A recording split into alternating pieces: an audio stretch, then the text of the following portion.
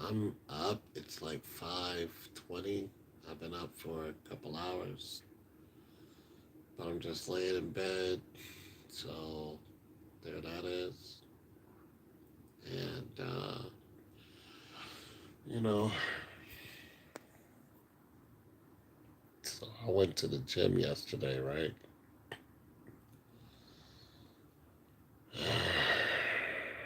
All right, so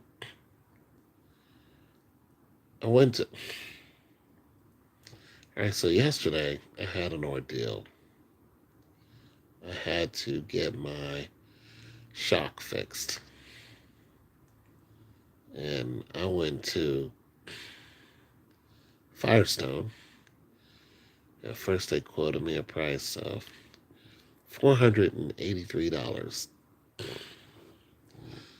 to fix my one shock, right? So I was like, okay, cool. They call me back. They say, we're sorry. What you have on here are air shocks, and they have an electronic device inside of them. Uh, so it'll cost somewhere like it was like $700 each shock. So I was like, nah, I'm good. So I went, got my car. They charged me $10 for inspection. Not a big deal. Got my roller, right? Called my guy, does some fixing on my Chevys, and said, listen, can you come over here, fix my shock? I was going to try it myself, but I knew I didn't have the tools. So he's like, I'll come over and take a look at it, right? So I go to the AutoZone to look for the shock. And they quote me, like $79 for the shock. And then I said, listen, it's a Chevy Avalanche '07, yada, yada, yada. It has what's called a Magna Ride. So when they look up the Magna Ride, they're like, oh, that shock itself is going to cost $600 just for the shock. So I was like, no way. Like, no way am I doing this. Right? So I said, no, I'm good. So then I I go to Napa, who had quoted me a lesser price, and we have to go and look up under the car. The lady comes out. There's a lady helping me because she's the one that quoted me the price. So I walk in Napa. I said, I think you're the one that quoted me a price on a shock. She goes out. She looks under my car like 3 times. She's trying to figure out the size of the bolt. I think it was 21. The nut to get that thing off of there. She's looking at the shock. She's making sure it's the right one. We have to spend like almost an hour, and somebody else was helping us to try to figure out what was the correct shock that goes on this truck. I mean, the way they do us nowadays is just ridiculous when it comes to these cars. This is just for a shock. It's not rocket science. When it turns out that the damn shock has all this electronics inside of it, and you can get a different shock, but it has to still be an air shock. Can't be a coil shock. So there are all these variations to that you can put on a Chevy. But like I said, mine is a Magna Ride because it's an LTZ. So it's not an LS model like my Tahoe. It's an LTZ, so it has a different kind of ride to it, and it does ride nice. So boom, we figure out which one it is.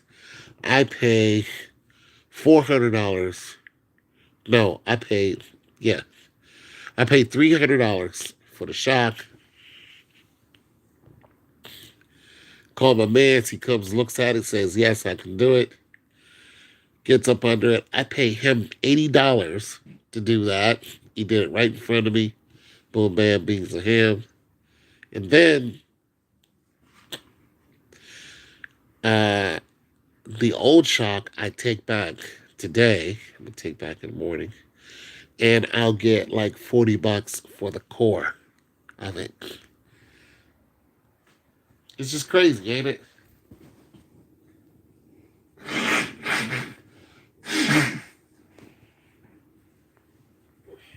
Now, damn shock. How it came off of here. Here's the crazy part. The shock was still good. You know what happened? I was at a drive-through and I was trying to pull out in front of another car. I went up on the curb, and when the car came up off the curb, it super extended the shock, and the top of the shock that screws in came right out. What I could have did was just took that and screwed it back in, but I didn't want to take that chance. I'm like, because when you don't have a shock on the back of your car gets wavy and you can lose control of it, and it bounces. And I ain't like that. I ain't like the feeling of it bouncing like that. So that's what happened. The shock was still good. Still a good shock. It's just that the top of it just popped off because, I ran up on the curb and then it dropped out in a hurry and then it popped right out. And boom, that was it. So yeah, if you're driving a, late model vehicle and it has these air shocks on them, be careful because you can super extend that shock. And if you do, it's, if you running up on curbs and stuff like that because you got a truck, you can cost yourself, hundreds of dollars easy, thinking, oh, this is a truck, it can handle it. Nope. No, no, no, no, no, no, no. Especially if it's anything like mine, if it's one of these nicer Chevys.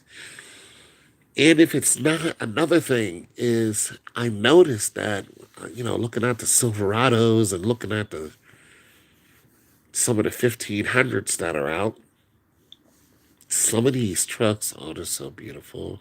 They're so beautiful. But some of these trucks are lifted. So they're airlifted, right? And they come out the factory like this. And the problem with that is it gives you good clearance, but you can still run the risk of super extending that shock. So I'm just telling you guys, if you drive a Chevy or any truck, don't think that thing is invincible because next thing you'll be coming out of pocket and it'll be unnecessary. Don't think that you can hit them curbs or you can hit bumps or you can, mess around in the snow because I've done that too. And I ruined two of my Chevys by running around in the snow and punching it in four-wheel drive, you know, thinking, oh, it's four-wheel drive. You're not supposed to go over 40 miles an hour in four-wheel drive. I lost two transmissions doing that. 1997 Chevy Tahoe was riding down the street. The damn wheel was coming out of the axle. And I had a 99 Tahoe.